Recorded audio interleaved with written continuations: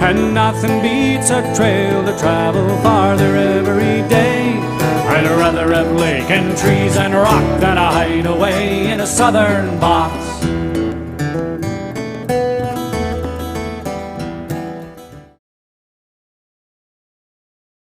For the ground sheet, I use Typar.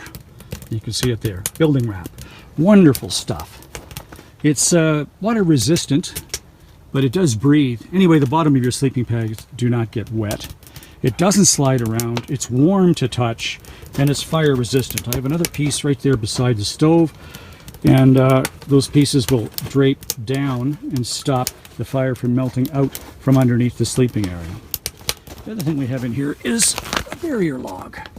This is really nice when you got guys moving back and forth. They can sit on this and not collapse this snow wall. And it's just a stick that sticks out at least a foot on both sides of the tent. The Typar comes in a big roll, which you can cut and assemble to any size or shape you want using the red tuck tape, which is great stuff. The Typar is way better than a blue plastic tarp.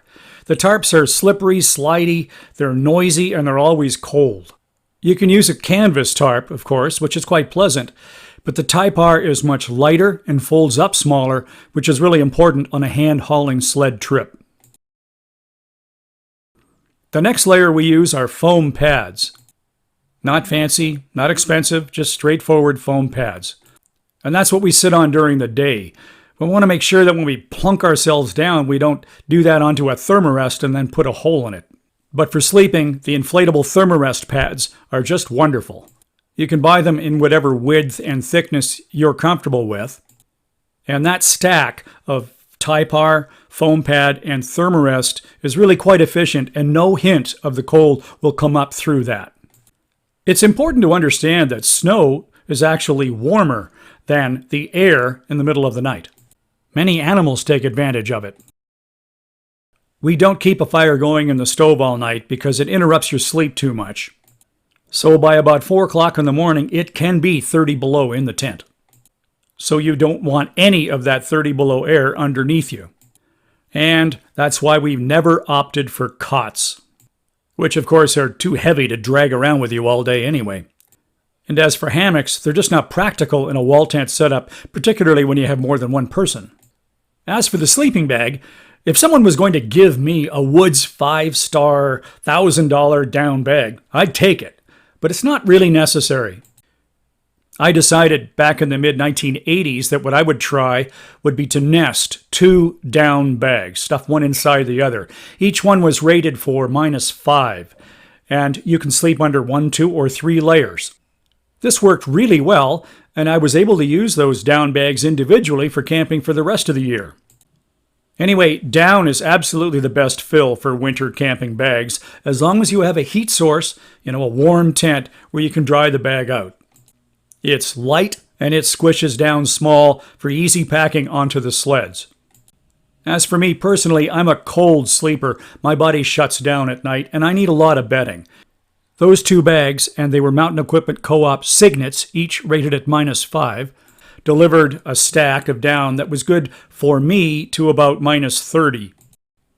Even so, I went to bed with thick, dry wool socks on, long john bottom and top, and a sleeping hood.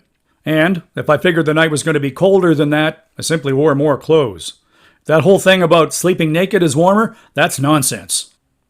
Condensation is a problem when you're sleeping in the cold. Your body produces quite a bit of water vapor, which moves outward through the bags during the night until it chills to the point where it condenses or even frosts. It can be difficult to dry your bags completely.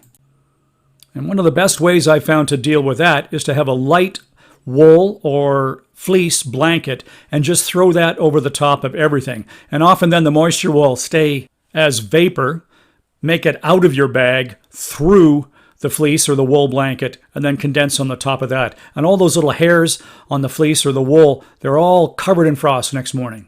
And the single layer of that blanket is a lot easier to dry. These ideas come from winter trips, which for me started in the 1980s.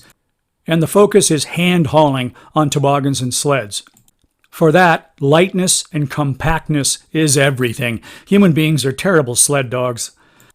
But of course, if you're moving your rig via a snow machine or an ATV or some sort of vehicle, then you have a lot more scope in the equipment that you can take. The important thing is to just go. Give it a try. When we leave the mechanized world behind and enter the world of living things, we're all better off. And just beyond the cotton, it's 38 below. I'd rather have lake and trees and rock than a hideaway in a southern box. And I smile when the snow lies deep on my land.